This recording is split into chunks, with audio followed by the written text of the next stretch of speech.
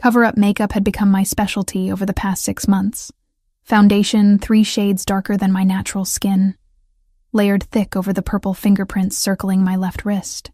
Concealer patted carefully along my collarbone, where Tyler's grip had left marks like a necklace I never asked for. The long-sleeved gray shirt I wore to work hid most of it, even though the kitchen at Rossi's was hot enough to make me sweat through my uniform by hour 3. Friday nights were chaos. The upscale Italian restaurant in downtown Chicago attracted a specific crowd. Businessmen closing deals over expensive wine, couples celebrating anniversaries, families spending money they wanted everyone to see them spending. I was 25 years old, 1 semester away from finishing my nursing degree, and I served them all with a smile that felt painted on as thick as the makeup. "Table 12 needs water," Marco, the floor manager, barked as he passed. "And fix your hair. You look exhausted." I was exhausted. Tyler had kept me up until 3 a.m., pacing our apartment, throwing accusations like punches until the actual punches came. My crime this time, refusing to quit school. He wanted me home, available, dependent. The nursing program was my escape plan, though I'd never said that out loud. 6 more months until graduation. 6 more months until I could support myself and Megan without relying on tips and Tyler's increasingly unpredictable moods. I tucked a strand of light brown hair back into my ponytail and grabbed the water pitcher. My reflection in the polished chrome surface showed shadows under my blue-gray eyes that no amount of concealer could hide. 25 going on 50, my classmate had joked last week.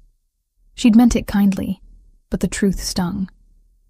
Table 12 was in the VIP section, cordoned off by velvet ropes and ambient lighting that cost more to install than I made in 6 months.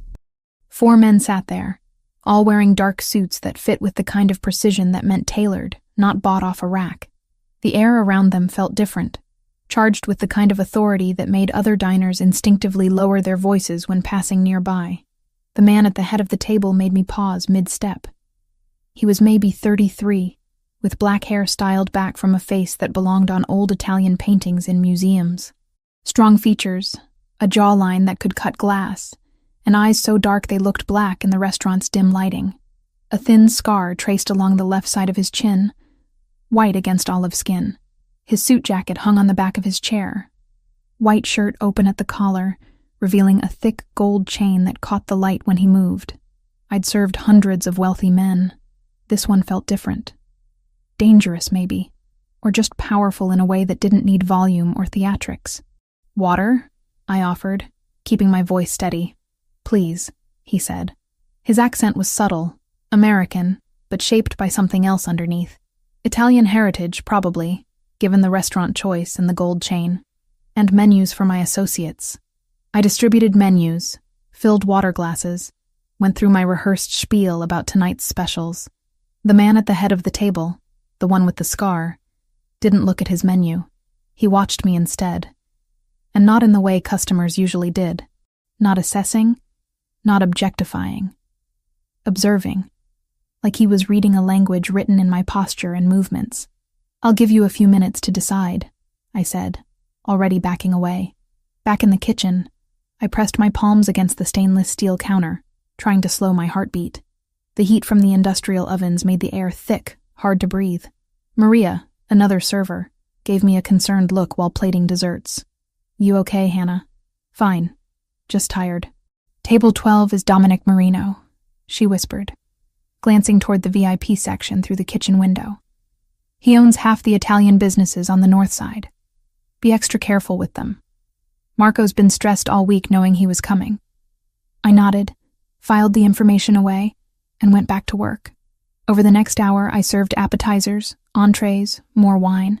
Dominic Marino remained quiet throughout, letting his associates carry the conversation while he ate with precise, economical movements.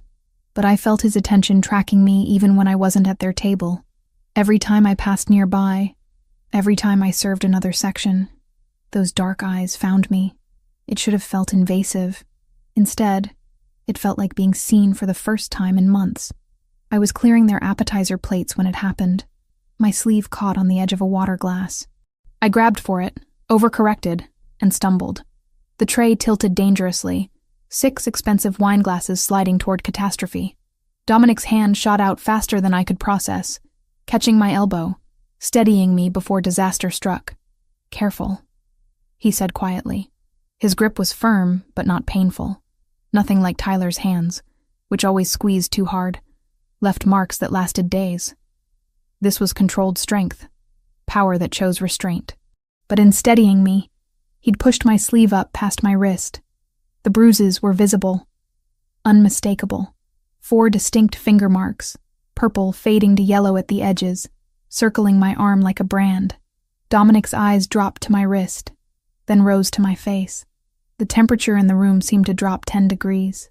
Something shifted in his expression, a coldness settling in that made the air feel heavier, more dangerous.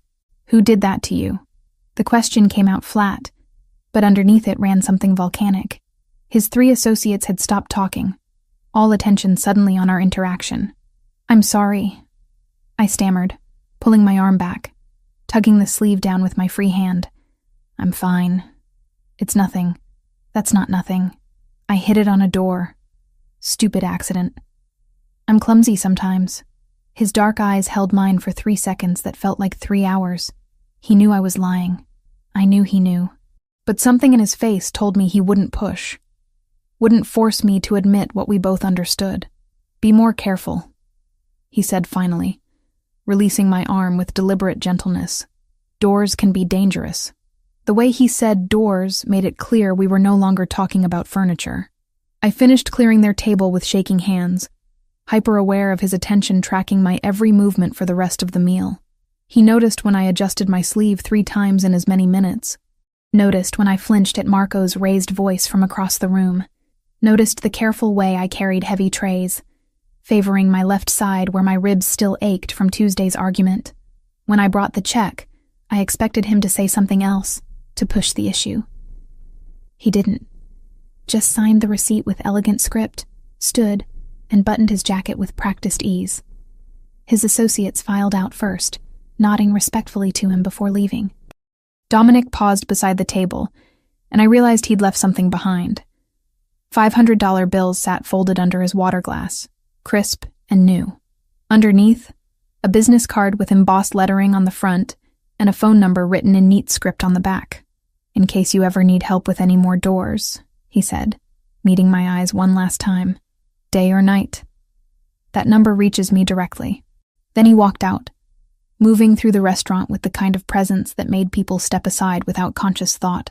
I stood there with trembling hands, staring at a tip that represented 2 weeks of work and a business card that felt heavier than it should.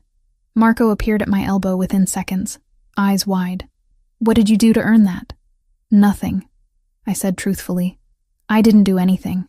But as I pocketed the card and the money, I knew that wasn't entirely accurate. Dominic Marino had seen something in those bruises. Something that triggered a response I didn't fully understand. Recognition, maybe. Or rage on behalf of someone he didn't even know. The rest of my shift passed in a blur. I served tables, smiled at customers, avoided Marco's suspicious glances. But my mind kept returning to that moment when Dominic's hand had caught my arm. The careful way he'd held me, like I was something fragile that might break with too much pressure. Tyler had never touched me like that. Not even in the beginning, when things were good. His hands always took, demanded, controlled. This stranger's hands had steadied, protected, then released without expectation. By the time I clocked out at midnight, October rain had started falling, turning Chicago's streets slick and reflecting neon signs in distorted colors.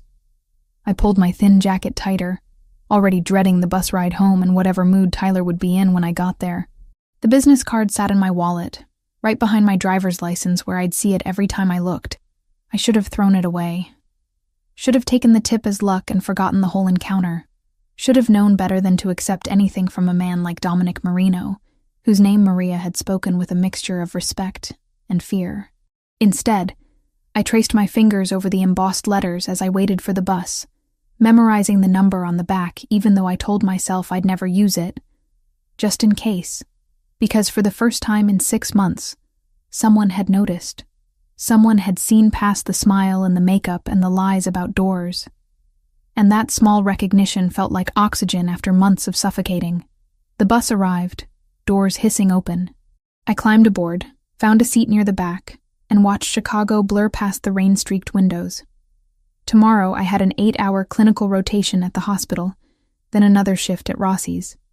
Tomorrow Tyler would probably apologize like he always did, swear it wouldn't happen again like he always did, make promises we both knew he wouldn't keep.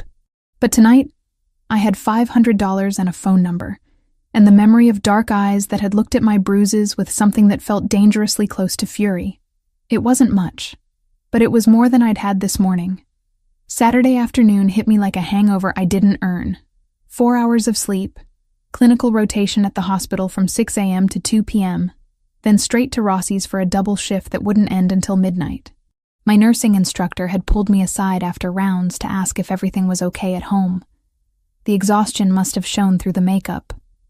I'd lied, said I was fine, said I'd been studying late. She hadn't believed me, but she'd let it go. The restaurant was already filling up when I arrived.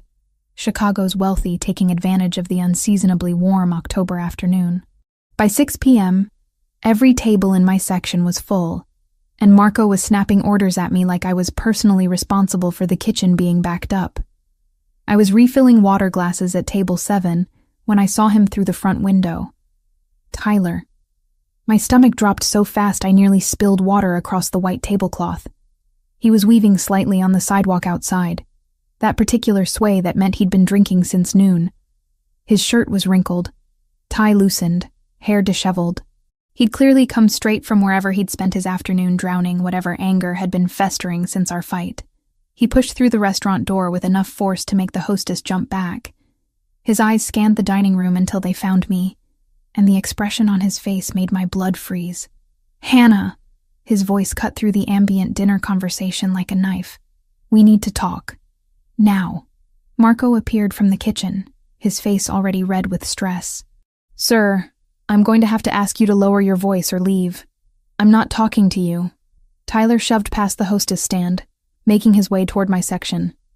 "Hannah, did you hear me?" Diners were staring now. A man at table 4 had his phone out, probably ready to call the police. I set down the water pitcher with shaking hands and moved to intercept Tyler before he could reach deeper into the restaurant. "Tyler, please," I said quietly. "I'm working. We can talk later." "We'll talk now." He grabbed my wrist, the same one Dominic had seen bruised last night. His fingers dug into the tender flesh, making me gasp. "You're my girlfriend. You don't get to ignore my calls all day." "Sir, release her immediately or I'm calling the police," Marco said, but his voice held uncertainty. He was a manager, not security, and Tyler outweighed him by 40 pounds. "She belongs to me," Tyler snarled. "I don't need your permission to talk to what's mine." He yanked me toward the door. I stumbled, nearly falling, and he jerked me upright with enough force to wrench my shoulder. The pain shot down my arm, sharp and immediate. "You're hurting me," I managed. "Good. Maybe you'll remember it next time you think about ignoring me." We burst through the front door into the cooling evening air. Tyler didn't stop on the sidewalk. He dragged me around the corner into the narrow service alley that ran between Rossi's and the neighboring building. Rain from earlier had left puddles on the uneven pavement, trash bins creating shadows in the failing light. He slammed me against the brick wall hard enough to knock the wind from my lungs. His forearm pressed across my throat, cutting off my air supply. The smell of whiskey rolled off him in waves. 2 years, he said, his face inches from mine. 2 years I've supported you, put up with your school nonsense, and this is how you repay me? Flirting with customers? I wasn't, I gasped, trying to push against his arm. "Tyler, I can't breathe. You think I didn't see how you looked at that guy last night? The one who left you that ridiculous tip?" His grip tightened. "You think I'm stupid?" Black spots danced at the edges of my vision. My lungs screamed for oxygen. This was it, I realized with strange clarity. This was how Tyler finally killed me. In an alley behind the restaurant where I'd been trying so hard to build a future without him. Then suddenly, the pressure was gone. Tyler flew backward like he'd been hit by a car, crashing into the opposite wall with a sound that would have been satisfying if I wasn't too busy gasping for air. I collapsed against the brick, hand at my throat, trying to understand what had just happened. Dominic Marino stood in the alley entrance, perfectly still except for his eyes. Those dark eyes that had noticed my bruises last night now tracked Tyler with the kind of focus a wolf gives to wounded prey. He wore a different suit today, charcoal gray, still immaculate despite having just thrown a grown man across an alley. "You made a mistake," Dominic said quietly. Tyler pushed himself upright, too drunk and stupid to recognize the danger he was in. "Who the hell are you?" "Someone who doesn't like seeing women treated like property." Tyler laughed, the sound ugly and aggressive. He charged forward, throwing a wild punch that Dominic sidestepped with minimal effort.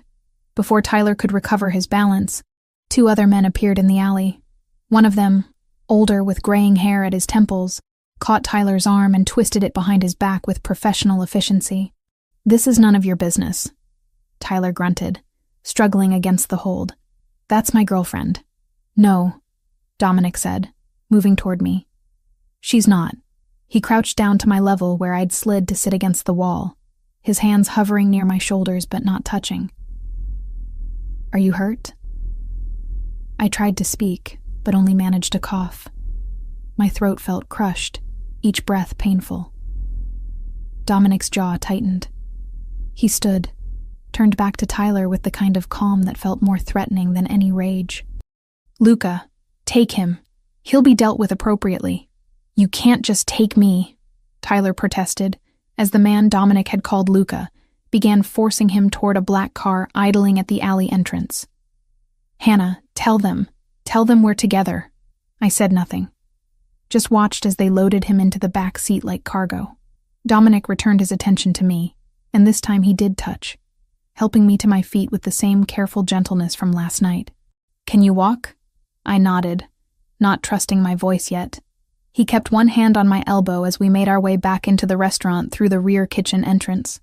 Marco rushed over immediately, taking in my appearance, the red marks already forming on my throat. "Hannah, I'm so sorry. I should have called the police faster." "She needs to go home," Dominic interrupted. His voice held authority that made Marco's mouth snap shut. "I'll see that she gets there safely. Pay her for the full shift." "Of course, Mr. Marino. Of course." I found my purse in the back room, accepted my jacket from Maria, who looked like she wanted to ask questions but didn't dare. Dominic led me out the front door to where another black car waited, driver already behind the wheel. He opened the back door for me, waited until I was settled, then slid in beside me. The car pulled away from the curb smoothly, no squealing tires or dramatic acceleration. Just quiet, professional competence. "Where do you live?" Dominic asked. I gave him the address of my apartment, my voice returning as a raspy whisper. He relayed it to the driver, then turned back to me. "How long?" "What?" "How long has he been hurting you?" The directness of the question, the way he didn't dance around it or let me pretend, broke something open inside me. 6 months. Maybe longer if you count the verbal stuff. "Why didn't you leave?" "I tried. He found me. Convinced me to come back. Said he'd change." I stared at my hands, at the bruises circling my wrist. And I believed him, because it was easier than being alone. Dominic was quiet for a long moment. The Chicago streets slid past the tinted windows, familiar and foreign at the same time. Finally he spoke. "My father used to beat my mother. Started when I was 5, got worse as I got older. I'd hear her crying in the bathroom at night, see the bruises she'd try to hide." His voice held no emotion, just flat recitation of facts. "When I was 16, I got big enough to stop him. Told him if he ever touched her again, I'd kill him." I looked at him. "Did he?" "No. He died of a heart attack 6 months later. Natural causes, though I can't say I mourned much." He met my eyes. "My mother wasted 20 years on a man who saw her as something to own and break. I swore I'd never let that happen to anyone I could protect. You don't even know me." "I know enough." The car pulled up in front of my building. A tired walk-up in a neighborhood that pretended to be nicer than it was. Dominic got out first, scanned the street with practiced assessment, then opened my door. "Will you be safe here tonight?"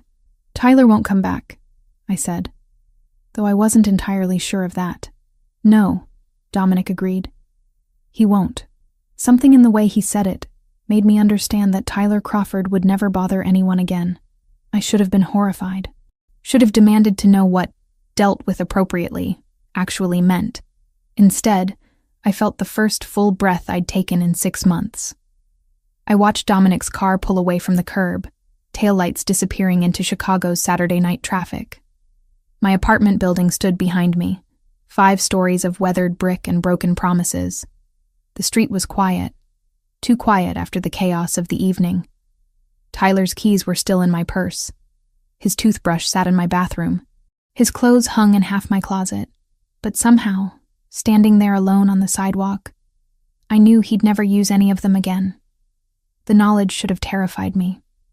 Instead, I felt nothing but an exhausted kind of relief. I climbed the 3 flights to my apartment, each step reminding me of new bruises forming under my clothes. The lock turned smoothly. Inside, everything looked exactly as I'd left it that morning. Dishes in the sink, nursing textbooks scattered across the coffee table, Megan's school photos on the refrigerator. Normal. Safe. Mine. I locked the door, engaged the chain, then checked every window twice. Old habits from 6 months of living with someone who used his fists when words failed him. Except now the person I was afraid of wouldn't be coming back. Sleep didn't come easily. I lay in bed staring at the ceiling, replaying Dominic's words. He'll be dealt with appropriately. The careful way Luca had forced Tyler into that car. The absolute certainty in Dominic's voice when he said Tyler would never bother anyone again. What had I done? What had I allowed to happen? But even as the question circled my mind, exhaustion pulled me under. Sunday morning brought rain against the windows and the shrill ring of my phone. Unknown number. I almost didn't answer. "Miss Carter?" A woman's voice, professional and slightly concerned. "This is Officer Jennifer Mills with Chicago PD. We need to ask you some questions about Tyler Crawford." My stomach dropped. "What about him? When was the last time you saw Mr. Crawford?" I sat up slowly, mind racing. "Yesterday. Late afternoon. He came to my workplace. Rossi's restaurant on West Madison? Yes. And after that, he left. I don't know where he went. Not technically a lie. I didn't know where Luca had taken him. Mr. Crawford's vehicle was found abandoned near Montrose Harbor early this morning. His wallet and phone were inside. We're trying to establish a timeline of his movements yesterday evening." The rain picked up, drumming harder against the glass. I wrapped my free arm around myself, suddenly cold. "I don't know anything about that," I said. "We broke up. He showed up at my work drunk and angry. My manager had him removed." "Removed by whom?" "I don't know. Some customers helped. Everything happened so fast." Officer Mills was quiet for a moment. I could hear papers shuffling. "Miss Carter, we have a report that Mr. Crawford was physically aggressive with you yesterday. Is that accurate?" My hand went to my throat. To the tender bruises his fingers had left. "Yes. And you didn't call the police?" "It was over before I could." The customers intervened. More silence. More shuffling. "We may need you to come in for a formal statement. Someone will be in touch." The call ended. I sat holding the phone, staring at Tyler's contact information still saved in my contacts. Should I delete it? Keep it as evidence of what? My hands shook as I set the phone down. A knock at the door made me jump so hard I nearly fell off the bed. I approached cautiously, looked through the peephole. Dominic Marino stood in the hallway, holding a small black bag and 2 cups of coffee. I opened the door. "You didn't sleep," he observed, taking in my appearance. I was still wearing yesterday's clothes, hair tangled, face bare of the makeup I usually hid behind. "Not much. May I come in?" I stepped back, let him enter my small apartment. He looked out of place here, too polished and powerful for my second-hand furniture and peeling linoleum. But he moved through the space like he belonged, setting the coffee on my kitchen counter, opening the black bag to reveal medical supplies. "Sit," he said, gesturing to one of my mismatched kitchen chairs. "I'm fine. You're not. And lying about it doesn't help either of us." I sat. He pulled the other chair close, began examining my throat with gentle fingers. The bruises had darkened overnight, Tyler's handprint visible in purple and red. "This needs ice," Dominic said, standing to raid my freezer. He wrapped ice cubes in a dish towel, pressed it carefully against my neck. "Hold it there." 15 minutes. He returned to his bag, Pulled out arnica gel, antibiotic ointment, bandages. Professional supplies, the kind that suggested he'd done this before. The police called. I said quietly. They found Tyler's car by the lake.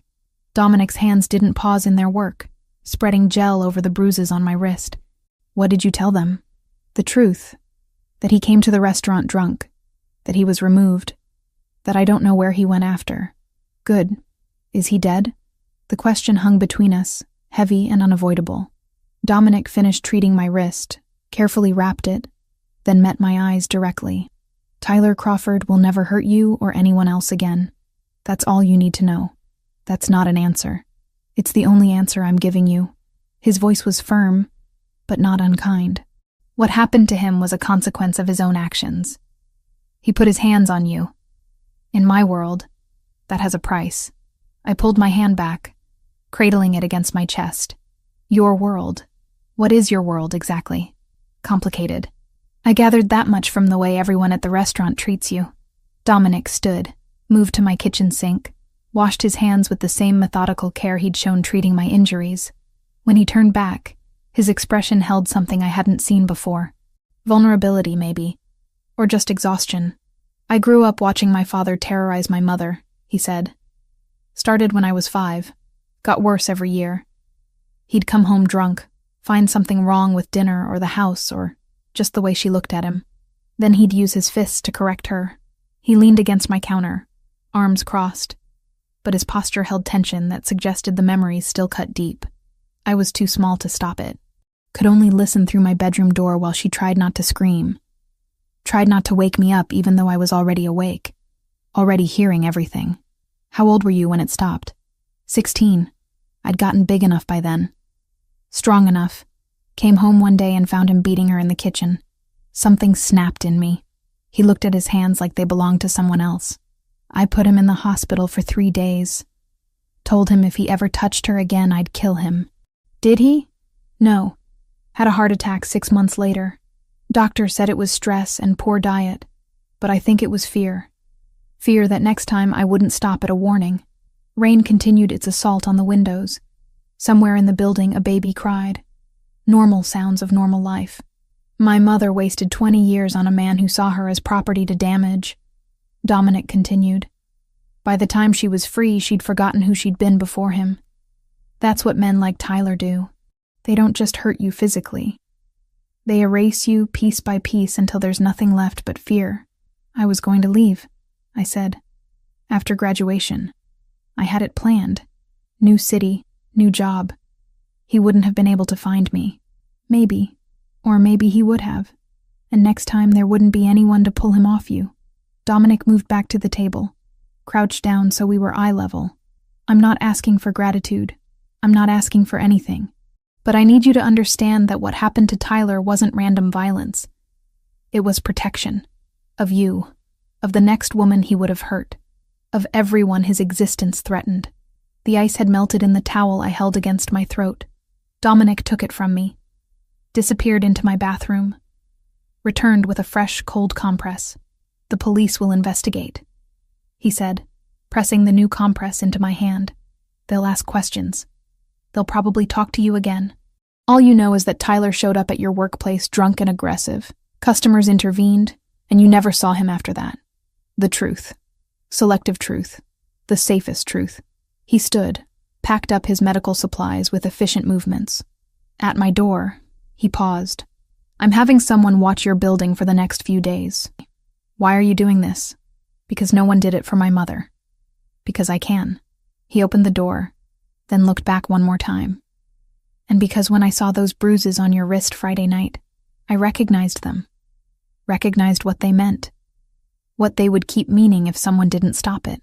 Then he was gone, leaving me alone in my apartment with ice against my throat and questions I knew better than to ask. Monday brought more police. A detective this time, older, with tired eyes and a wedding ring worn thin from years of wear. He sat across from me in my living room, asking the same questions Officer Mills had asked, looking for inconsistencies that didn't exist because I'd told the truth. Just not all of it. You and Mr. Crawford were in a relationship for 2 years, Detective Williams said. reviewing his notes. Were there previous incidents of violence? Yes. Did you ever file a report? No. Why not? Because Tyler had convinced me it was my fault. Because filing a report would have made it real. Because I was ashamed. I gave the detective a simpler answer. I was scared. He nodded like he'd heard it before. Probably had. The customers who intervened at the restaurant Saturday night. Can you describe them? It happened fast. I was focused on breathing. But you saw them. Dark suits, professional looking. I didn't get names. The restaurant manager said one of them was Dominic Marino. My face remained carefully neutral. I don't know who that is. Detective Williams studied me for a long moment. We both knew I was lying. We both knew he couldn't prove it. Miss Carter, if you know something about Mr. Crawford's whereabouts... I don't. It would be better to tell us now. I told you everything I know. He left his card. Said to call if I remembered anything else. I put it in the drawer with Dominic's cards and tried not to think about how my life had become a collection of phone numbers I might never use. That afternoon, my phone rang again. Not police this time. A lawyer.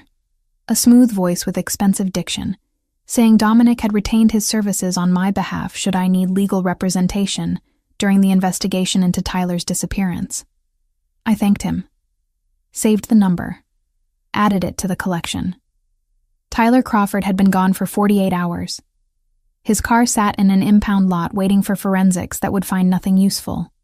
His apartment remained untouched. Rent paid through the end of the month by automatic withdrawal.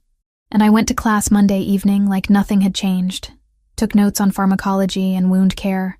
Practiced starting IVs on rubber arms that didn't bruise. Normal, safe, mine. The bruises on my throat would fade. The ones on my wrist already looked better thanks to Dominic's careful treatment. In a week, maybe 2, there would be no physical evidence Tyler had ever touched me. But I'd carry the weight of what I'd allowed to happen for much longer than that. 10 days passed with the strange rhythm of a life suspended between before and after. Tyler Crawford remained missing. His mother called me twice, voice shaking, asking if I knew anything. I told her the same thing I told the police. No. Detective Williams stopped by the restaurant once more. Asked the same questions in different words. Left with the same non-answers.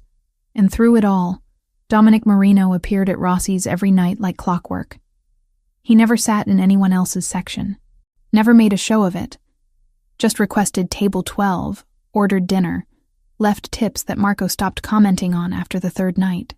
We didn't talk much beyond the necessary exchange of orders and pleasantries, but his presence felt like a shield I hadn't known I needed. Thursday afternoon, I was between my pharmacology lecture and the start of my shift when my phone rang.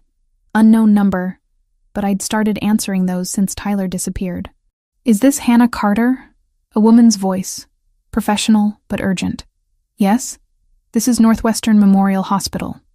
Your sister Megan Carter was brought in an hour ago following a motor vehicle accident. She's stable, but we need you here.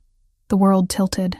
My backpack slipped off my shoulder, hitting the sidewalk with a thud that barely registered. Is she okay? What happened? She has a concussion and we're monitoring for internal injuries. The doctor will explain everything when you arrive. How soon can you get here? I looked around the street corner where I'd stopped, calculating. Bus to the train to the hospital, maybe an hour if everything connected perfectly. Megan alone and scared for an hour. I'm coming now, I managed, already moving. The buses in Chicago ran on spite and prayer during rush hour. I stood at the stop, watching 3 pass by, too full to take more passengers, panic building with each minute. Megan was 16. She was supposed to be invincible. She was supposed to be the one thing in my life Tyler hadn't touched, hadn't ruined. A black car pulled up to the curb. The window rolled down, and Dominic looked out at me. Get in. I didn't question it. Didn't ask how he knew where I was or what I needed. Just yanked open the door and climbed into the back seat. Northwestern Memorial, I said.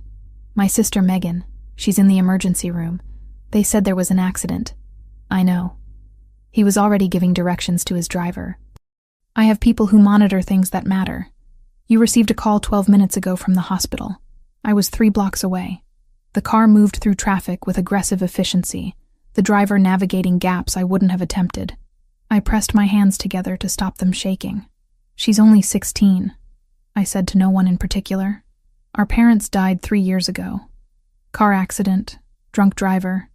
She was 13. I promised them I'd take care of her."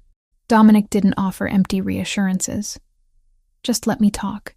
Tyler hated how much attention I gave her. Said I treated her like she was more important than him. She was. She is. She's the only family I have left. I looked at my hands, at the fading yellow bruises on my wrist. "If something happens to her, nothing is going to happen to her," Dominic said with certainty I desperately wanted to believe. "Northwestern has excellent trauma care. She's in the right place." We made it to the hospital in 17 minutes. Dominic followed me through the emergency room doors, and his presence somehow made the triage nurse move faster, call for the attending physician immediately instead of making me wait. Dr. Patel met us in a consultation room, a young woman with kind eyes and careful hands as she pulled up Megan's scans on a computer screen. "Your sister has a moderate concussion and bruised ribs from the seatbelt," she explained, pointing to the images. "We've done a CT scan that shows no internal bleeding. She was very lucky. The other driver ran a red light, T-boned the passenger side where Megan was sitting. If she'd been driving, we'd be having a different conversation." Relief hit so hard I had to sit down. Dominic's hand found my shoulder, steadying. "Can I see her?" "She's asking for you. Room 3. Megan looked impossibly small in the hospital bed, one side of her face swollen and bruised, an IV running into her left arm. But her eyes opened when I entered, and she tried to smile. "Hey," she said, voice hoarse. "Sorry, I know you had work." I sat in the chair beside her bed, took her uninjured hand. "Work doesn't matter. Nothing matters except you being okay. My friend's mom was driving.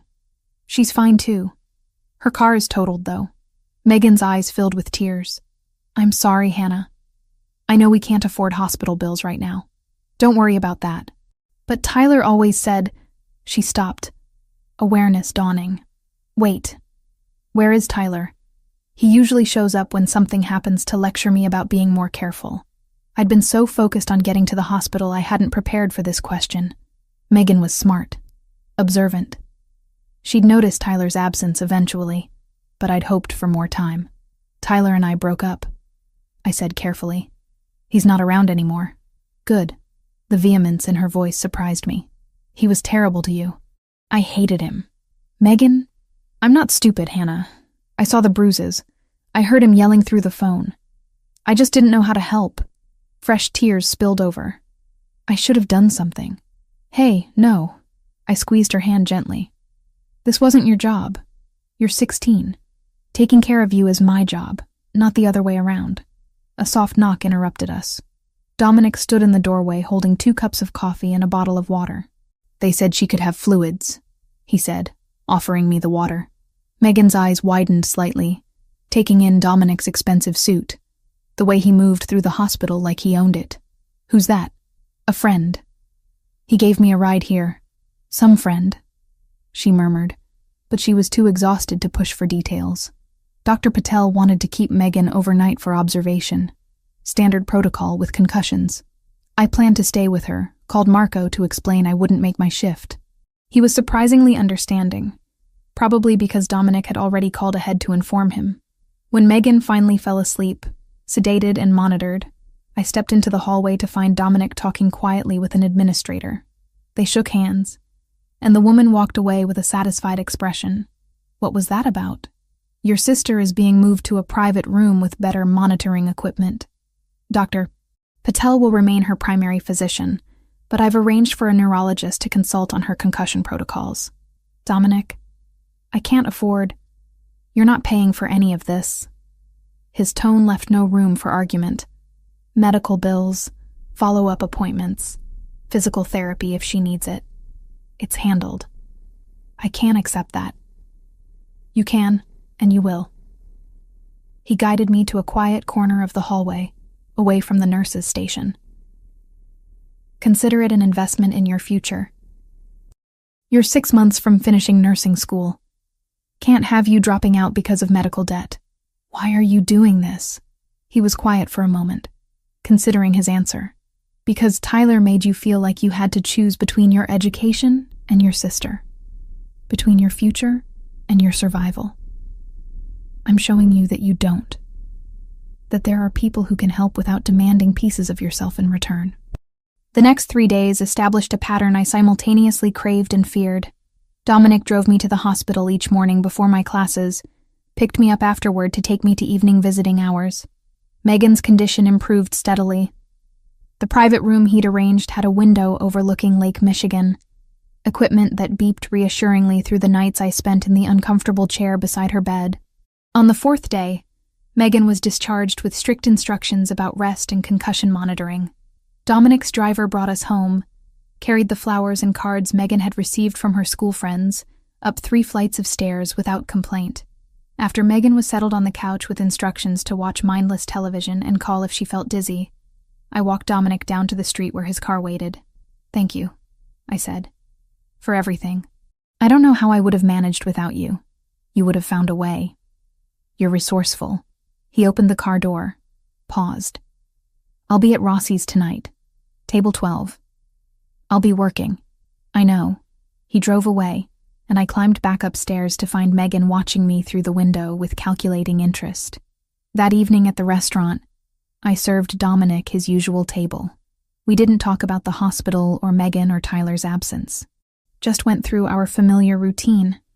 Wine, appetizers, entrees, the kind of easy conversation that felt like coming home.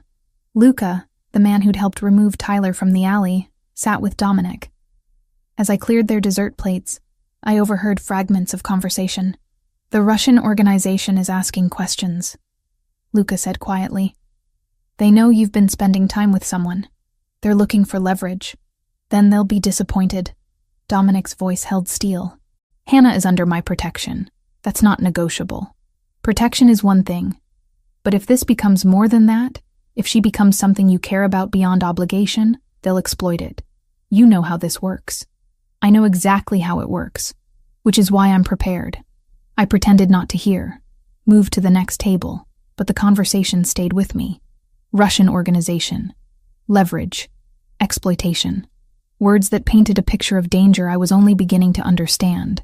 When Dominic left that night, he placed his usual generous tip under his water glass, but underneath was a new card, with an address written in his handwriting. "Dinner," he said as he passed me. "Tomorrow night, not here. Somewhere we can actually talk." I pocketed the card and watched him leave, already knowing I'd go even as every rational part of my brain screamed that getting closer to Dominic Marino meant stepping deeper into a world that would change me in ways I couldn't predict. But he'd saved me from Tyler, cared for Megan without hesitation, shown me kindness that expected nothing in return. For the first time in 6 months, someone saw me as more than an obligation, or a target, or a burden. And that feeling was more dangerous than any Russian organization could ever be. Megan came home on a Wednesday afternoon, 2 weeks after the accident that had nearly given me a heart attack. The security system Dominic's people installed took 3 hours, involved cameras I couldn't see, and sensors on every window. The technician, a quiet man who spoke only when necessary, handed me a card with instructions and a number to call if anything malfunctioned. "Mr. Marino wants you to feel safe," he said before leaving. Megan watched the installation from the couch, ice pack against her ribs, curiosity written across her healing face. When we were finally alone, she didn't waste time. "So, who is he really?" she asked. "The guy who paid for my private room and the neurologist and apparently our new Fort Knox security system. Someone who helps people. That's not an answer. It's the only one I have right now." She studied me with 16-year-old wisdom that sometimes felt older than my 25 years. "Tyler's been gone for 2 weeks. The police haven't found him. And suddenly we have a mysterious benefactor who shows up everywhere you need him. I'm not stupid, Hannah." "I know you're not." "Did he kill Tyler?" The question landed like a physical blow.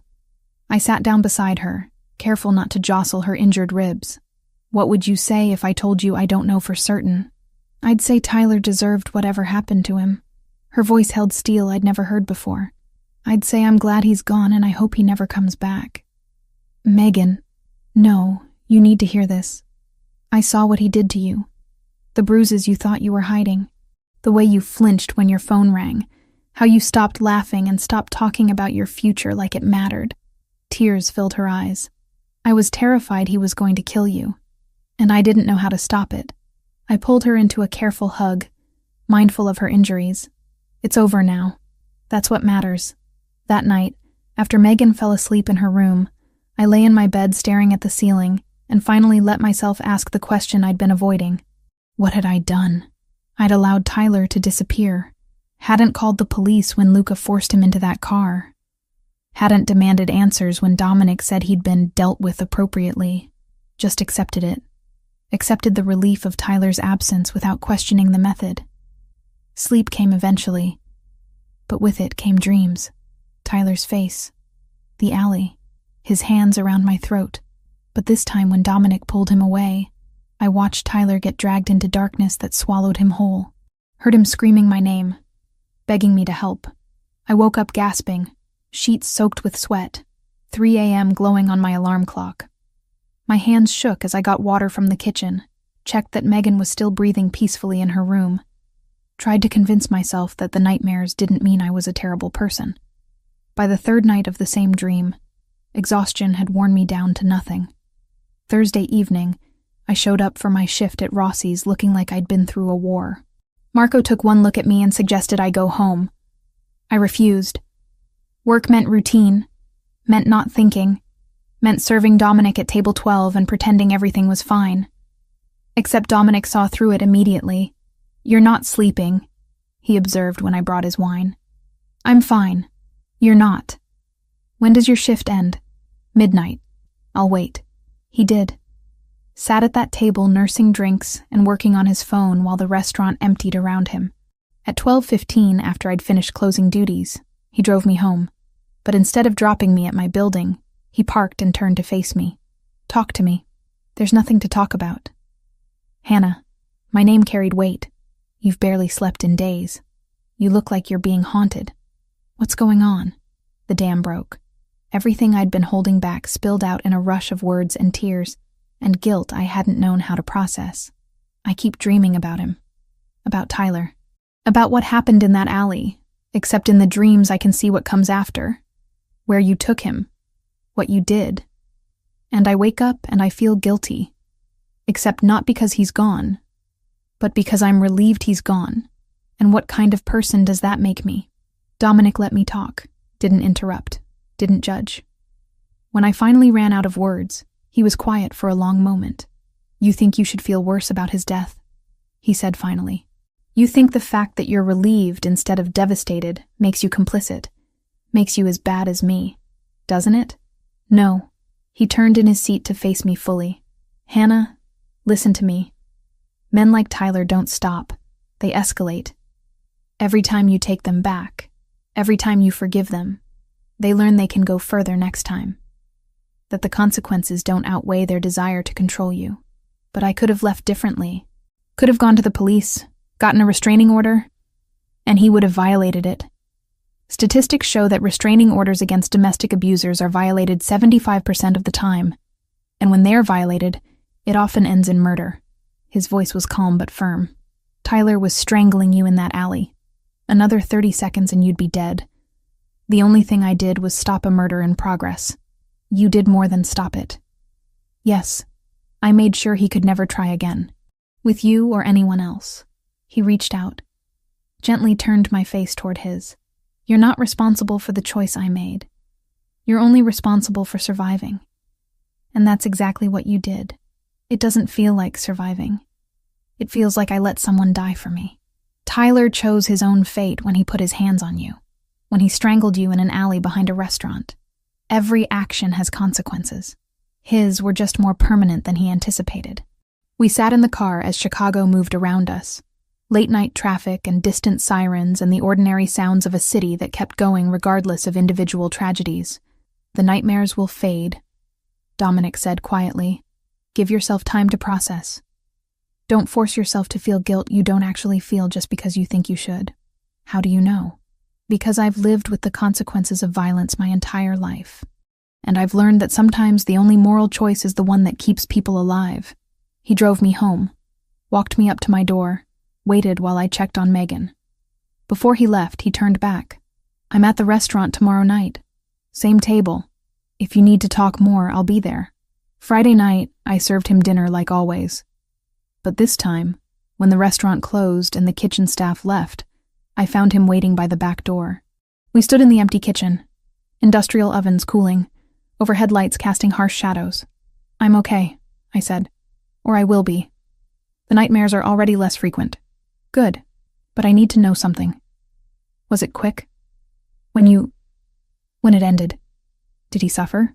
Dominic's expression softened slightly. He didn't suffer. That's all I'll tell you. The relief that washed through me should have felt wrong.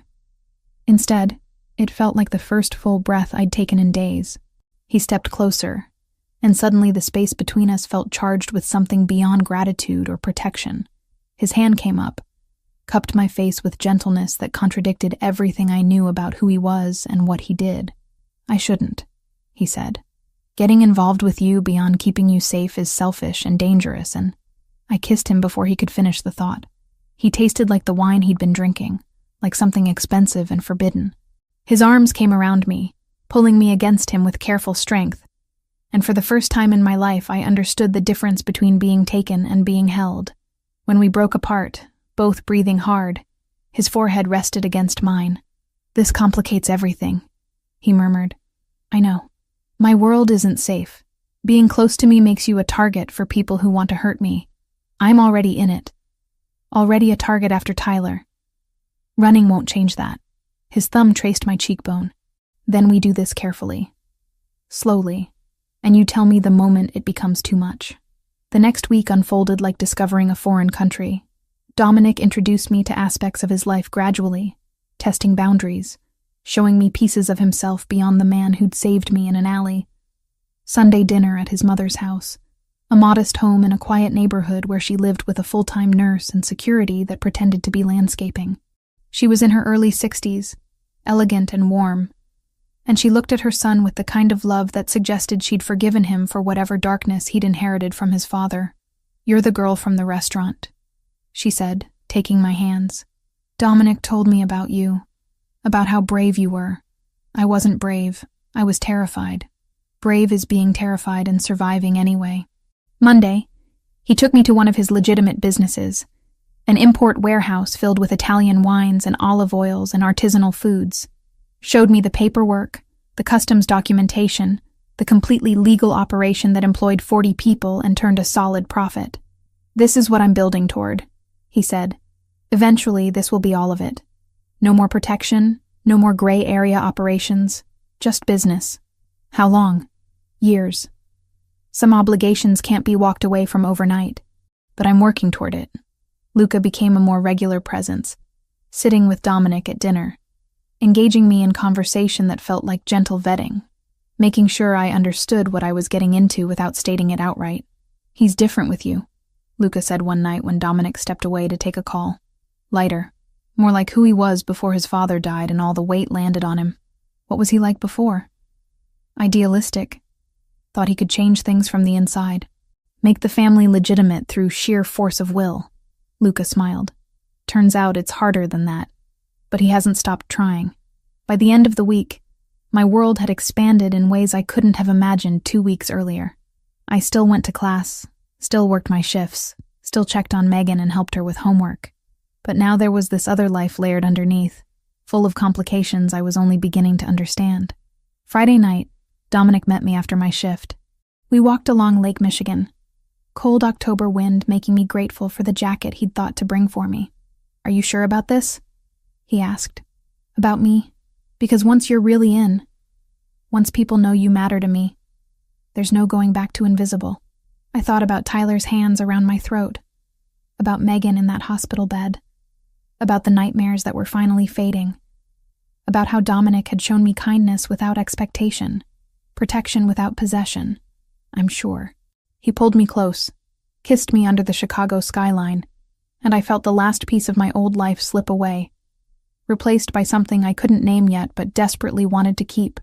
3 weeks into whatever Dominic and I were calling this, I'd started to believe maybe dangerous could coexist with normal, that I could finish nursing school, take care of Megan, and somehow exist in the orbit of a man whose world operated by rules I was only beginning to understand. Tuesday evening shattered that illusion. I was leaving my pharmacology lecture at 7 p.m. October darkness already settled over the city. The campus parking lot was half empty, streetlights casting pools of yellow across cracked pavement. I'd taken the bus from work, walked the 3 blocks to class, and was heading back toward the stop when the black sedan pulled up beside me. Not Dominic's car. Wrong make, wrong feel. The back door opened before I could process the threat. Get in. The man's accent was thick, Eastern European. Russian, maybe. He held something under his jacket that looked like the shape of a gun. I backed up. No. Miss Carter, you will... A second car materialized from nowhere, screeching between us with enough force to make the Russian vehicle swerve. Luca emerged from the driver's seat, gun already drawn, flanked by 2 other men I recognized from Dominic's security detail.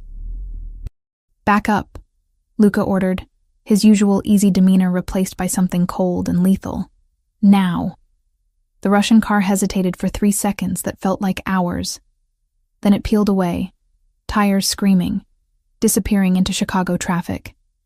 Luca holstered his weapon, turned to me. You're unhurt? Yes. What just happened? Get in the car. Dominic's waiting. The drive to wherever we were going took 20 minutes through neighborhoods I didn't recognize. Luca made 3 calls in rapid Italian, his tone suggesting this was very bad. Finally, we pulled up to a restaurant I'd never been to, upscale and clearly closed despite it being dinner hours. Dominic met us at the door. The fury in his eyes made me take a step back. Inside, he said quietly. Too quietly. The restaurant's main dining room had been cleared except for one table where papers and laptops were spread out. Luca went straight there, started pulling up what looked like surveillance footage. Dominic guided me to a different corner, hands on my shoulders, checking for injuries I didn't have. I'm fine, I said. Luca got there before anything happened. Before anything happened this time. His jaw was tight, that scar on his chin standing out white against flushed skin. The Russians have been watching you for days, waiting for an opening. My stomach dropped. Why? Because you matter to me. Because hurting you hurts me, and they want leverage. He released me, paced away, ran both hands through his hair. This is my fault. I knew the risk, knew they'd been asking questions, and I let you stay visible anyway. Luca called from across the room. The plates are registered to a shell company we've tracked to the Volkov operation. They're based north of the city. Been trying to move into port territory for 6 months. How many men do they have? Dominic asked. 30, maybe 40. Enough to be a problem. I moved closer to the table, looked at the surveillance footage playing on the laptop. Me leaving my apartment that morning, walking to the bus stop, entering Rossi's, going to class. They'd been following me all day. What do they want? My voice sounded steadier than I felt. You, Dominic said bluntly, as leverage to force me into giving up port access. Or as revenge if I refuse. He turned to face me fully. I can arrange protection. Federal witness protection. New identity for you and Megan. Relocation to another state. You'd be safe, completely removed from my world. No. Hannah, listen to me. No. I crossed my arms, held his gaze. I'm not running. I'm not starting over in some random city away from everything I know. And I'm sure as hell not letting these people dictate my life. They tried to kidnap you an hour ago, and your people stopped them. That's what you do, right? Protect what's yours? Something flickered in his expression at that phrasing. This isn't a game. These men are violent, organized, and they will hurt you to get to me. Then what do you suggest? Because witness protection means never seeing you again. Never finishing school here. Never being Hannah Carter anymore. My hands were shaking, but I kept my voice firm. I just got free from Tyler controlling every aspect of my life. I'm not trading that for a different kind of prison. Luca cleared his throat. There's a middle option. Safe house outside the city. Full security. Isolated property. Give us time to negotiate with the Volkovs. Or neutralize the threat entirely. A few weeks, maybe a month. Dominic looked at me. You and Megan both. Temporary relocation until this is resolved. Megan just got back to normal after the accident.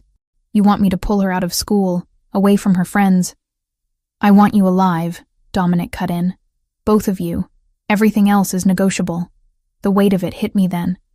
This was the price of being close to him. Not just accepting what he'd done to Tyler, but becoming a target myself.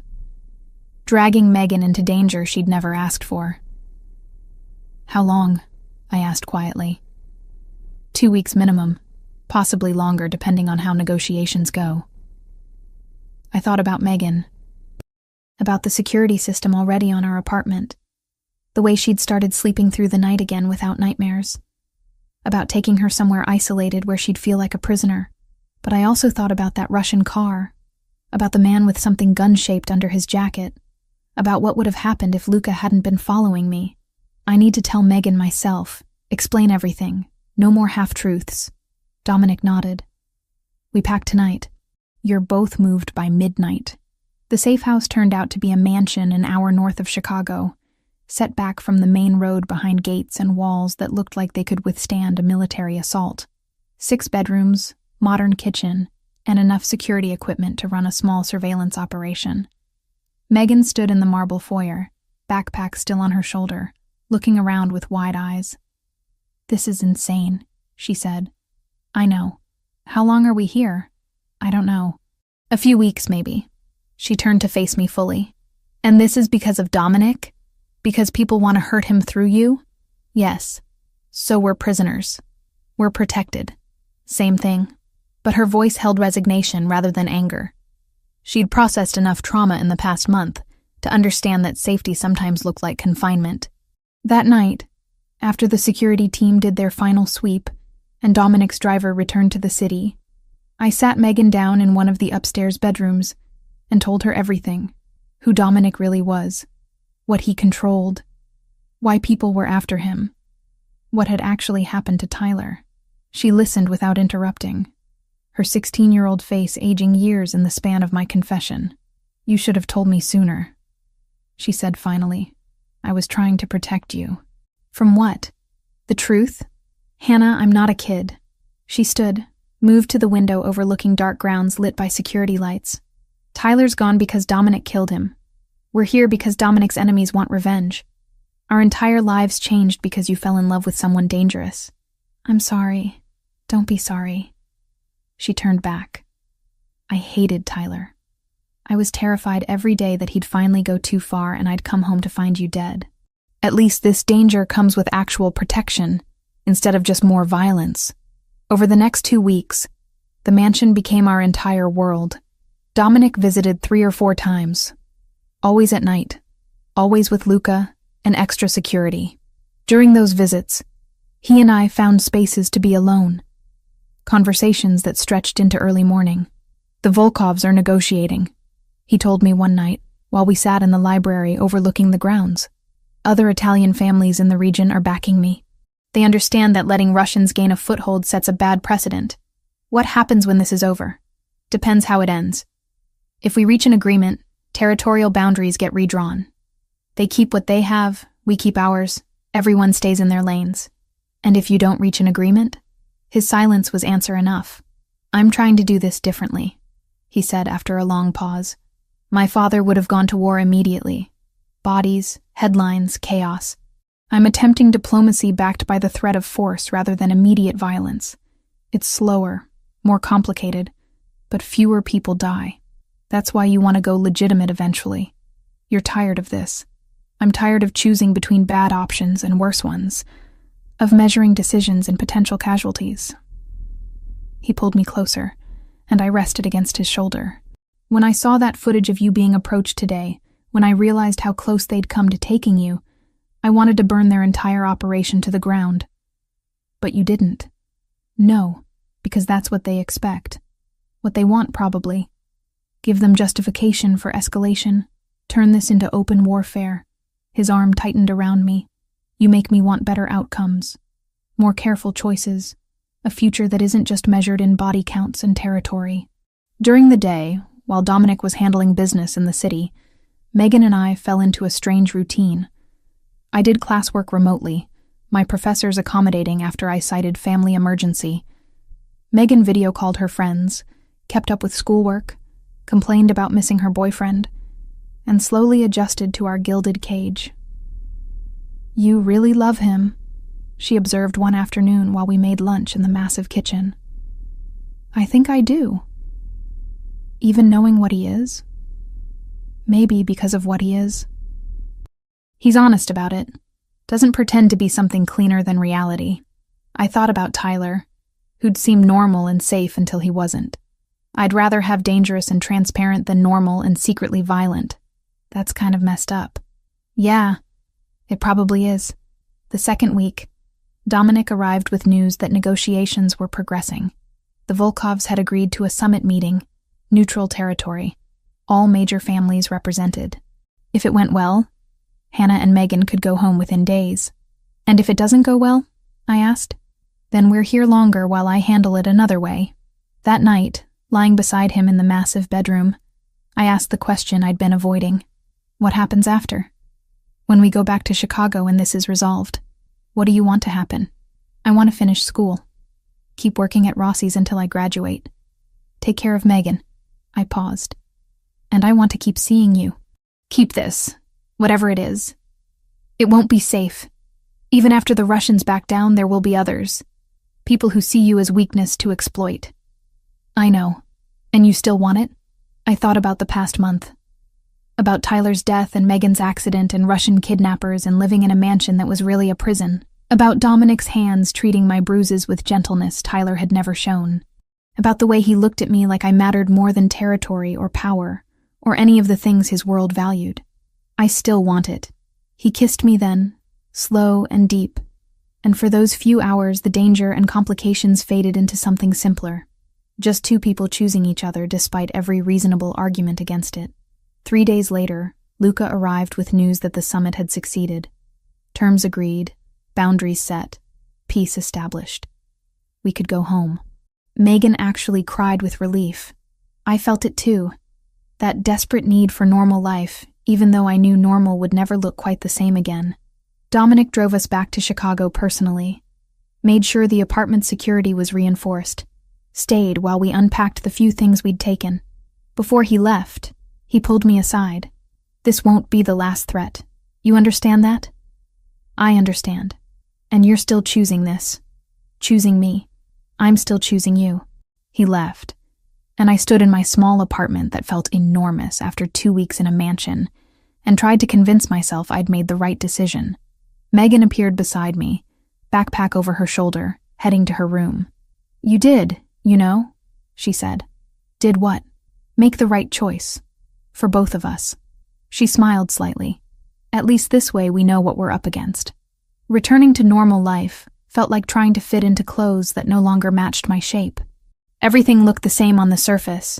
My apartment, my shifts at Rossi's, my nursing classes.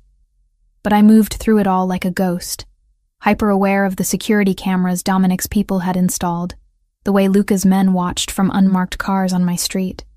The weight of knowing I'd chosen this. 3 days after coming back from the safe house, Dominic asked me to dinner. Not at a restaurant, but at a brownstone in a quiet neighborhood I'd never visited. Luca drove me there, silent and professional, then disappeared once Dominic opened the door. "This is one of my properties," Dominic explained, leading me through tastefully furnished rooms. "I use it for meetings that need privacy. Tonight, it's just us." He'd cooked. Actual cooking, not takeout disguised on nice plates. Pasta with a sauce that smelled like someone's grandmother had spent hours perfecting it. Fresh bread, wine that probably cost more than my textbooks. "You cook?" I asked, surprised. "My mother insisted I learn. Said no woman should have to take care of a man who couldn't feed himself." He plated the food with careful attention. She was very clear about what kind of man my father wasn't, what kind of man I should become instead. We ate at a small table overlooking a garden lit by string lights. For 20 minutes we talked about nothing important. My pharmacology exam, his meeting with suppliers, Megan's school projects, normal conversation that felt surreal given everything underneath it. Finally, Dominic set down his fork and met my eyes directly. "The Russian situation is resolved. Completely. Territory agreements are in place, backed by every major Italian family from Chicago to Milwaukee to Detroit. The Volkovs understand that touching you means war with organizations they can't afford to fight. Relief washed through me. So we're safe. From them, yes. But Hannah, there will always be others. Smaller operations looking for leverage, rivals from other cities, federal investigations that might try to use you as pressure. You'll never be completely invisible again. I'd known this was coming. Had spent 3 days thinking about it, playing out scenarios, trying to imagine futures that diverged at this single decision point. I can arrange everything, Dominic continued. New identities for you and Megan. A city of your choice, somewhere far from Chicago. Jobs already arranged, housing set up, enough money that you'd never worry about finances. You could finish nursing school anywhere, start fresh where no one knows your connection to me. And you? I'd stay here, continue what I'm doing. We'd have no contact for your own protection. It would be like we never met. The thought made my chest tighten. 6 months ago, I would have taken that offer without hesitation. Safety, security, escape from everything complicated. But 6 months ago, I'd been a different person. What's the alternative? You stay. Accept that being with me means living with calculated risks. Understanding that I can protect you better than anyone, but I can't eliminate danger completely. He reached across the table, took my hand. It means choosing me despite every rational argument against it. Can I have time to think? Take whatever you need. I spent the next 3 days in a fog of decision-making. Classes felt distant, work automatic. Every spare moment I ran through possibilities, consequences, futures that split like roads diverging. Friday evening, I sat Megan down in our living room and laid out everything. The offer, the alternatives, the fact that staying in Chicago meant accepting permanent risk. She listened without interrupting, her 16-year-old face serious in a way that made her look older. "What do you want to do?" she asked when I finished. "I don't know." "That's why I'm asking you. This affects your life too. Hannah, you've spent 3 years making decisions based on what's best for me. What keeps me safe, what gives me opportunities. You stayed with Tyler longer than you should have because leaving would have meant financial instability for both of us. You work 2 jobs and take night classes so I can stay in a decent school district." She leaned forward. "For once, make a decision based on what you want. I want both things. I want you safe and I want him. Then stay. We have better security now than we did with Tyler, and that's saying something. At least this danger comes with people actively protecting us instead of being the source of the danger." Saturday, I met Luca at a coffee shop near campus. He'd suggested it, said Dominic wanted me to talk to someone who'd been in this world longer, who could give me perspective without emotional investment. "He told you to be honest with me," I said after we both had coffee.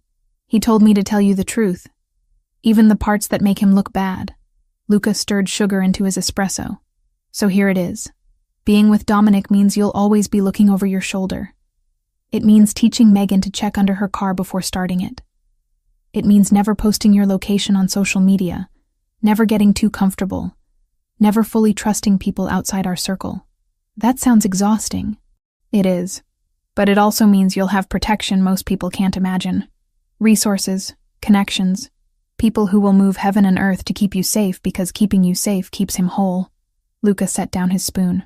"I've worked for Dominic for 15 years. Watched him build this organization from the ground up after his father died. He's careful, strategic, and he doesn't make mistakes often. But you, Hannah, you're his biggest vulnerability and his greatest motivation to do better, to be better." "How do you mean?" "He's been talking about going fully legitimate for years. Empty talk, mostly, because the reality is complicated and messy and takes time. But since he met you, he's actually taking steps, delegating operations he doesn't want to be involved in anymore, building legitimate businesses that can sustain the family without criminal activity, planning an exit strategy that actually has teeth." Luca met my eyes. "You make him want a future that isn't measured in territory and violence. That's rare. That's worth something." Monday morning, I called Dominic and told him my decision. "I'm staying. Megan and I both. But I have conditions." "Name them." "I finished my last semester without interference. No pulling me out of class for emergencies unless someone is literally dying. Megan goes to school normally, has friends, dates when she's ready. I don't want her growing up afraid. Agreed. And I don't want to know details about the parts of your business that aren't legal. If you have to do something, do it. But don't bring it home. Don't make me complicit by knowing. His pause lasted 3 seconds. That's fair. Anything else? Yeah. No lies between us about the big things. I can handle brutal honesty better than comfortable deception. I can do that.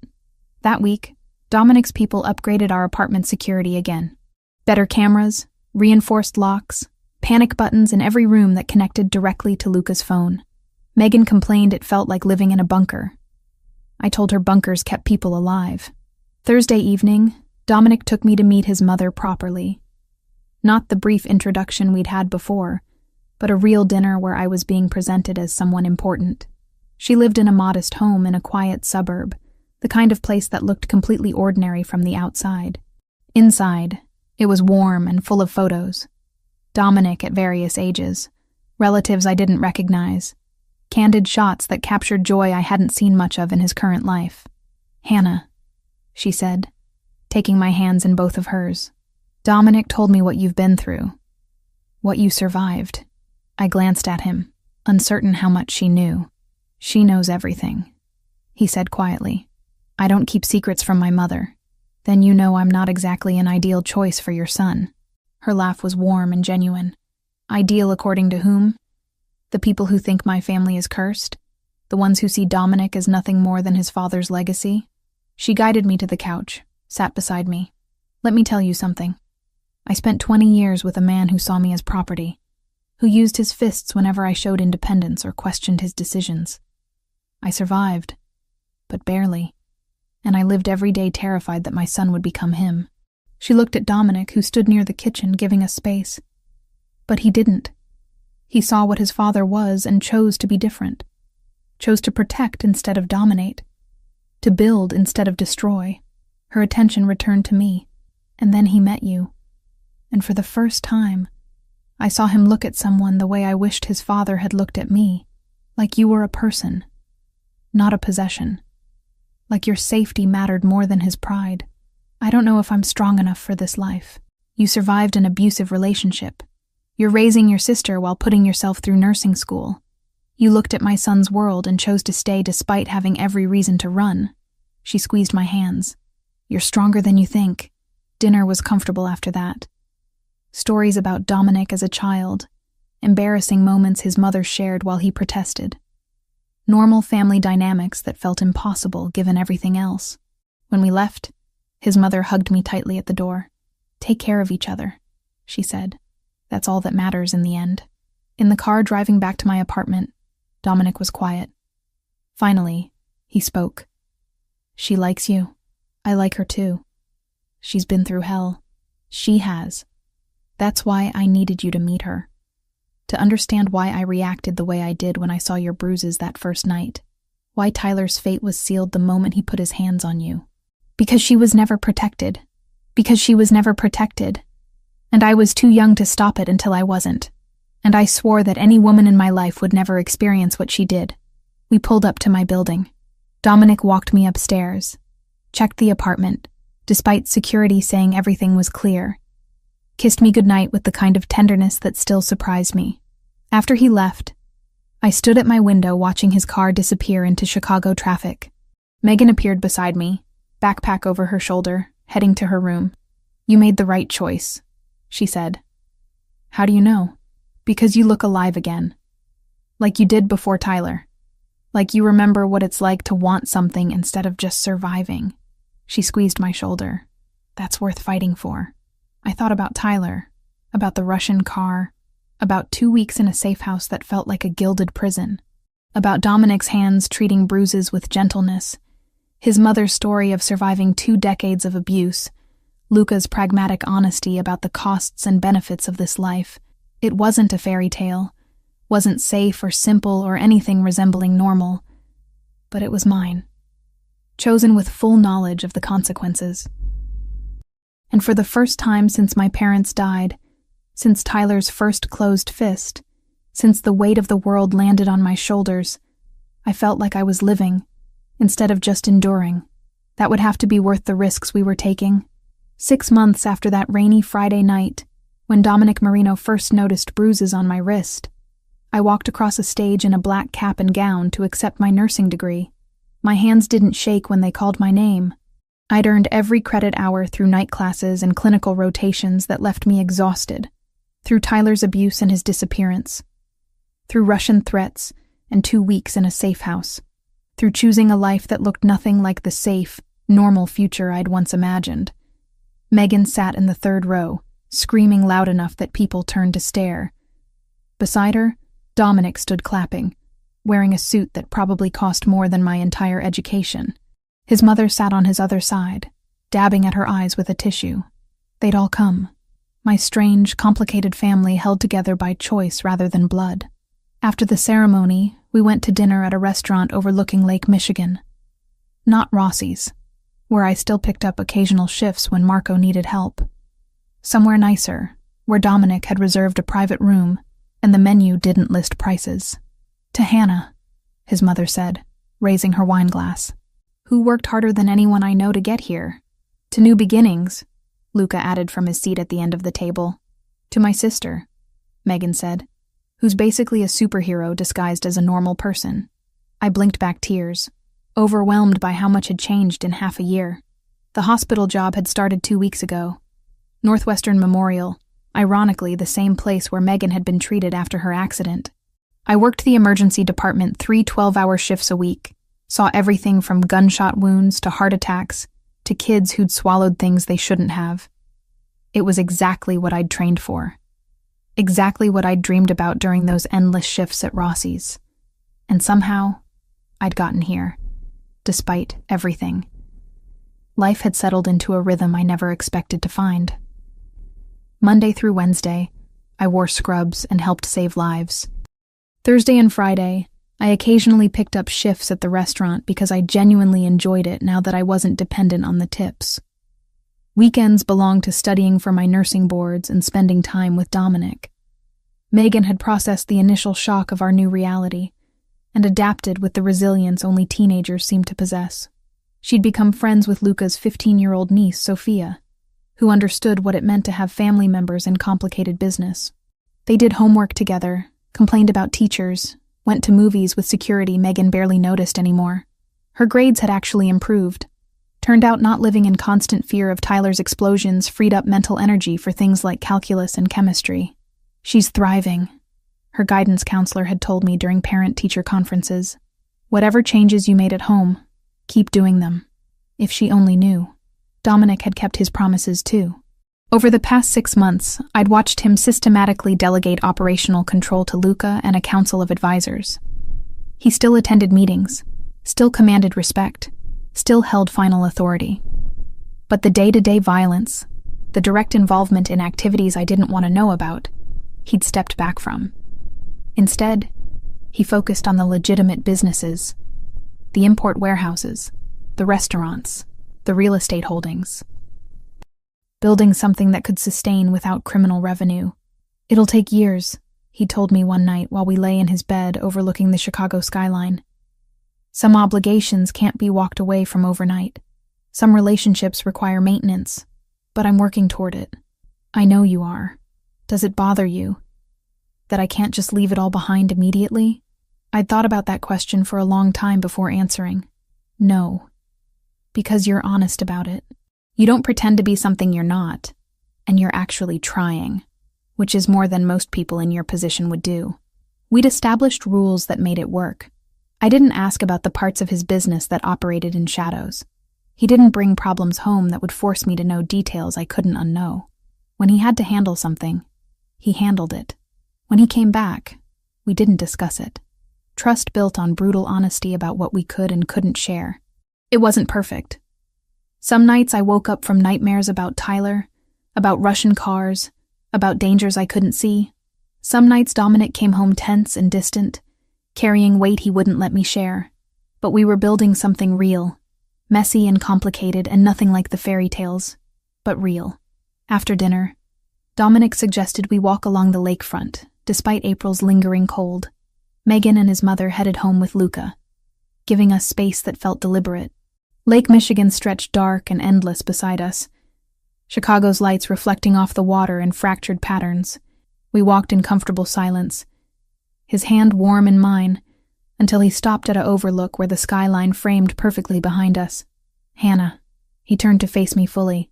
"The past 6 months have been the best of my life, and the most terrifying." Terrifying how?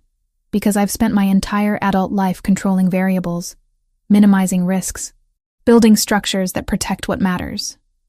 He pulled a small box from his jacket pocket. "But you're a variable I can't control. And somehow that makes you more important than anything else." My breath caught. The box was velvet, dark blue, clearly holding jewelry. "This isn't a traditional proposal," he continued. "I can't promise you a normal life. Can't promise there won't be more threats, more complications, more moments where you question whether this is worth it." He opened the box, revealing a ring with a single diamond, elegant and understated. "But I'm promising that I will spend every day working toward giving you the safest, freest life I can build, that you and Megan will always be protected, that I will never stop trying to deserve you." I stared at the ring, at his face, at the vulnerable hope in his dark eyes. "You're asking me to marry you. I'm asking you to build a future with me, knowing what that means, knowing what I am and what I'm trying to become." He took the ring from the box. No illusions, no false promises, just commitment to keep choosing each other despite everything working against us. 6 months ago, I'd been a different person. Trapped with Tyler, surviving rather than living, believing my future was measured in semesters completed and bills paid rather than dreams realized. Now, I stood on the shore of Lake Michigan with a man who'd killed for me, protected me, showed me what it meant to be valued rather than possessed. A man whose world was dangerous and complicated, and nothing I'd ever imagined wanting. And I knew my answer before he finished speaking. "Yes." He slid the ring onto my finger with hands that trembled slightly. Then he kissed me while Chicago moved around us, oblivious to the small miracle of 2 people choosing impossible love over safe loneliness. We didn't tell anyone immediately. Kept it private for a week, learning how the weight of the ring felt, adjusting to the promise it represented. But eventually, word spread. His mother cried and hugged me so tightly I couldn't breathe. Luca shook his head with a smile that suggested he'd seen this coming long before we did. Megan screamed and demanded to be maid of honor, despite the wedding being theoretical and far in the future. Life continued its strange rhythm. I worked my hospital shifts, helped trauma victims and cardiac arrests and everything in between. Dominic attended meetings, expanded businesses, gradually built the infrastructure for eventual legitimacy. 2 weeks after the engagement, I was finishing a particularly brutal 12-hour shift when my phone buzzed with a text from Megan. "Got an A on my calculus exam. Sophia and I are celebrating with pizza. Don't wait up." I smiled, sent back congratulations, and headed for the exit. The emergency department was finally quiet after hours of chaos. My scrubs were stained, my feet hurt, and I wanted nothing more than sleep. Dominic's car idled at the curb, him leaning against it with that same intense focus he'd shown the first night we met. "You didn't have to pick me up." "I wanted to." He opened the door. "Megan texted me too. Figured you'd be exhausted." During the drive back to my apartment, which I still maintained even though I spent most nights at his place, I watched Chicago slide past the windows, the city that had been backdrop to Tyler's abuse, to Russian threats, to transformation I never saw coming. "What are you thinking?" Dominic asked. "That 6 months ago I couldn't have imagined this. Any of it. Is that good or bad?" I looked at the ring on my left hand, at the man beside me who'd walked into a burning alley to save me, at the life we were building from impossibility. "It's good. Complicated and messy and nothing like I planned. But good." He reached over, laced his fingers through mine. We drove through Chicago, while the city breathed around us, full of other people living other complicated lives. Somewhere, Detective Williams had probably closed Tyler Crawford's missing persons case as cold. Somewhere, the Russian organization went about their business in territories we'd negotiated. Somewhere, people I'd never meet were making choices that would ripple through worlds I'd never fully understand. But in this car, With this man, wearing this ring and carrying knowledge of who I'd become, I felt something I hadn't experienced in years. Peace. Not safety. Not certainty. Just peace with the choices I'd made and the future I was building. It would never be a fairy tale. Would always carry risks normal people never faced. But it was mine. Chosen consciously. Built on foundation of honesty rather than illusion. And that was worth everything I'd survived to get here.